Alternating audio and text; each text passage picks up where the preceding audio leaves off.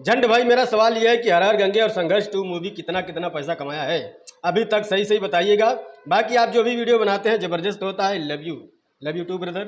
नाम है इनका बजरंगी भाई ऑफिशियल। तो भाई देखो, सबसे पहली बात तो यह है कि भोजपुरी का ये दुर्भाग्य है कि आज के समय में भोजपुरी के बड़े से बड़े सुपरस्टारों की बड़ी से बड़ी फिल्में भी सिनेमा हॉल के अंदर अपने फिल्मों का बजट तक रिकवर नहीं कर पा रही हैं। बट हाँ, अगर भोजपुरी फिल्मों के कमाई का पिछले 10-12 साल का रिकॉर्ड अगर उठा करके देखें तो उस लिहाज से इन दोनों फिल्मों ने कुछ बेटर जरूर किया है। संघर्ष 2 के पहले हफ्ते की कमाई की अगर बात करें तो वो है 42.67 लाख रुपए।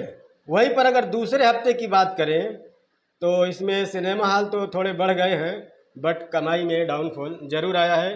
दूसरे हफ्ते की इसकी पूरी कमाई है 18.32 लाख रुपए। अब वहीं पर अगर हर हर गंगे की कमाई की बात करें तो हाँ, इनका तो पहले ही दिन से बेकार ही रहा है। दूसरे दिन थोड़ा ठीक ठाक चला है, तीसरे दिन भी थोड़ा ठीक ठाक ही रहा है, चौथे दिन फिर से बेड़ा गर्क हो गया। कुल मिलाकर के इनकी जो पूरी कमाई है 23.80 लाख रुपए है पहले हफ्ते की। दूसरे हफ्ते में बेड़ा ही गर्क है। कैसा हालत हो गया है साला। और हाँ, एक बात और बता दूं कि ये किसी फिल्म के मेकर्स का ऑफिशियल डेटा नहीं है, ये मेरा पर्सनल सर्वे किया हुआ डेटा है। कुछ सिनेमा हॉल से मुझे कंप्लीट पता चल गया कि उस सिनेमा हॉल में इतने टिकट बिके हैं। कुछ सिनेमा हॉल वाले ऐसे हैं जिन्होंने नहीं बताया, तो वहां पर भीड़ के हिसाब से हमने कुछ अनुमानित आंकड़े ऐड किए हैं, तो उस आधार पर ये डेटा को बनाया गया है। ठीक है, खैर अगला जो सवाल है लिखने वाले हैं मस्ताना ब्लॉग्स यूपी। लिखते हैं, झंड जी आपको क्या लगता है भोजपुरी फिल्म इंडस्ट्री सिर्फ अश्लीलता की वजह से गर्त में जा रही है या कोई अच्छा कंटेंट स्टोरी नहीं मिल पा रहा है? रिप्लाई जरूर दीजिएगा। भाई देखो, बात जहाँ तक अश्लीलता की है, मैं नहीं मानता कि इसकी वजह से इंडस्ट्री में कुछ गड़बड़ होती है, क्योंकि कोई भी इंडस्ट्री में आप जाएंगे ना तो वहाँ पर भी तो अश्लीलता है ना।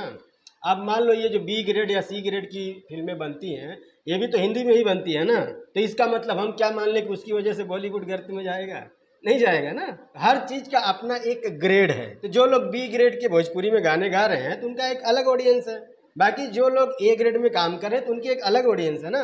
तो मैं नहीं मानता कि इसकी वजह से किसी इंडस्ट्री में डाउनफॉल आ सकता है। भोजपुरी के इस हालत का सबसे बड़ा जो जिम्मेदार है वो है यहाँ की जनता। हमारे यहाँ किसी को घंटा फर्क नहीं पड़ता है कि सामने जो एक्टर है वो कितना टैलेंटेड है, क्या वो जो कर रहा है वो सही कर रहा है या फिर इससे कुछ अच्छा हो सकता था, या कोई और है जो इससे बेटर कर सकता है। इससे किसी को कोई फर्क नहीं पड़ता। यहाँ पर 40% लोगों को सिर्फ ये देखना होता है कि जो एक्टर है वो मेरी जाति का है या नहीं है। इसी में कुछ परसेंट लोग ऐसे भी हैं ना जिनकी जाति का कोई एक्टर नहीं है, बट उनको किसी पर्सनल एक जाति से हेट है, इसीलिए उस जाति के एक्टर के कंपटीशन में कौन है वो किसी भी जाति का हो, हम उसको सपोर्ट करेंगे। तो भोजपुरी इंडस्ट्री का गर्क में जाने का सबसे बड़ा रीजन यही है, जाति है जो जाति नहीं। कोई भी मुंह उठा के आता है, 2 अश्लील गाने गा करके उसमें पिछवाड़ा हिला देता है, तीसरे दिन वो हीरो बन के सामने आ जाता है।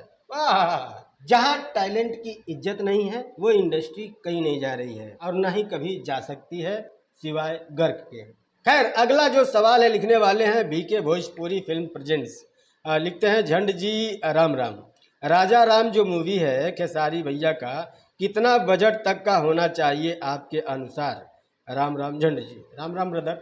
देखो, मेरे ख्याल से आज के समय में अगर आप रामायण के ऊपर फिल्म बना रहे हैं तो उस फिल्म का बजट कम से कम 10 करोड़ होना चाहिए, कम से कम। इससे कम का बजट है तो मैं कहूँगा कि वो आदमी रामायण नहीं बना रहा है, खिलवाड़ कर रहा है।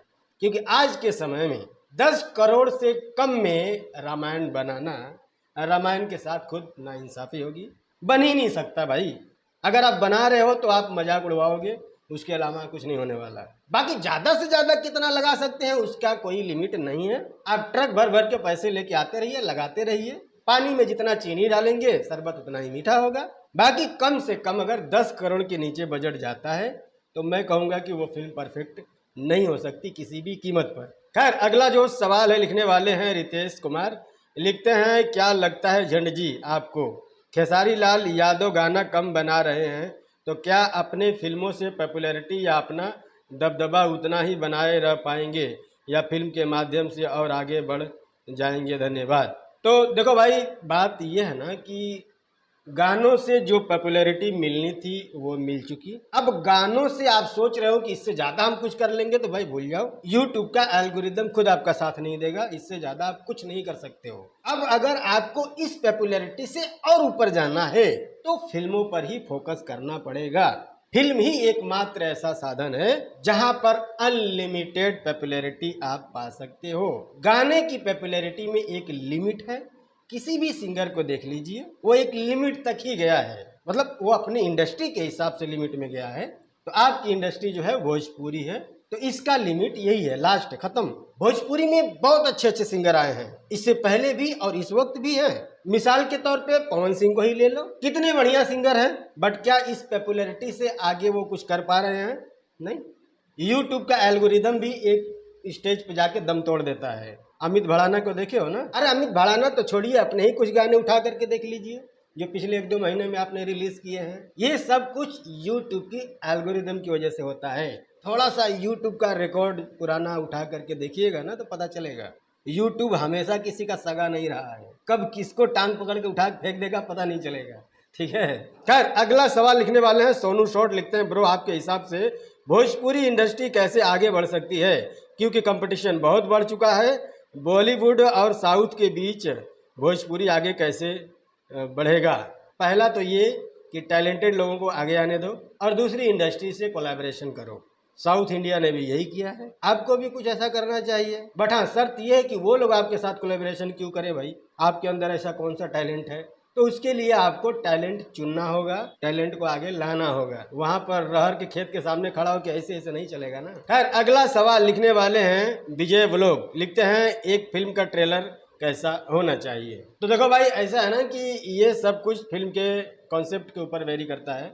फिल्म का कॉन्सेप्ट क्या है? लव स्टोरी है, फैमिलियर है, एक्शन फिल्म है, थ्रिलर है, कॉमेडी है, क्या है? हर टाइप की फिल्म का जो ट्रेलर है वो अलग अलग तरीके से बनता है। एग्जाम्पल, अगर एक्शन फिल्म का ट्रेलर अगर आप बना रहे हो तो आपके ट्रेलर की शुरुआत भी एक्शन से ही होनी चाहिए। कोशिश ये करना चाहिए कि ट्रेलर का जो लेंथ है वो 3 से 3.5 मिनट के बीच में हो। उस 3 मिनट के ट्रेलर में ही आपको कम से कम 10 से 12 मिनट की फिल्म दिखानी चाहिए। ट्रेलर को बहुत ही फास्ट दिखाना चाहिए, अलग से म्यूजिक ऐड करना चाहिए। म्यूजिक भी ऐसा ऐड करना चाहिए कि ट्रेलर शुरू होते ही देखने वाले की दिल की धड़कन धीरे धीरे आपकी म्यूजिक के साथ तेज हो, और वो ट्रेलर को लास्ट तक देखते देखते फिल्म के प्रति इंप्रेसिव हो जाए कि हाँ भाई, हमको देखना है, बहुत बढ़िया लग रहा है। अगली बात ये कि इस 3 मिनट के ट्रेलर में आपके फिल्म के कहानी का इतू सा भी पार्ट किसी को समझ में नहीं आना चाहिए कि फिल्म में कहानी क्या होगी।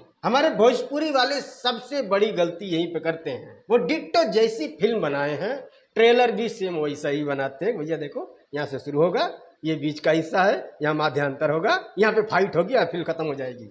ट्रेलर में ही सब कुछ, आहा मजा आ गया।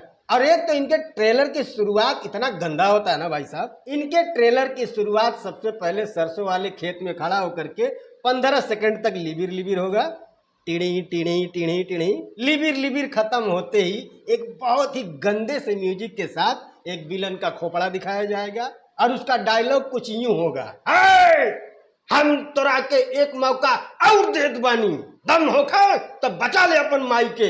अरे सारे ट्रेलर में इतना बोर कर देवे तो फिल्म देखे के जाई रे। खैर, अगला सवाल ASM न्यूज, लिखते हैं आप कभी बिहार में आए हो? नहीं आए तो आओ और मीटअप कीजिए। भाई देखो, बिहार तो मैं कई बार आया हूँ, और फिलहाल दिसंबर में ट्राई करेंगे, आएंगे, ठीक है। बाकी रही बात मीटअप की, तो वो तो फिर मुश्किल है। खैर, वीडियो अभी और भी है, आएगा। क्या है, मेरा तबीयत थोड़ा सा डाउन है, जब मौसम चेंज होता है तो मुझे मौसम चेंज का एलर्जी है, ठीक है। इस वजह से मैं ज़्यादा देर तक नहीं बोल पाऊँगा, मेरा गला सूख जाता है बार बार। बाकी वीडियो और आएगा, तो फिलहाल अभी के लिए इतना ही। पसंद आया तो लाइक कर देना, और पसंद नहीं आया तो कमेंट में लिखना कि क्या पसंद नहीं आया। बाकी कोई बात करनी है तो डिस्क्रिप्शन में मेरे इंस्टाग्राम का लिंक मिल जाएगा।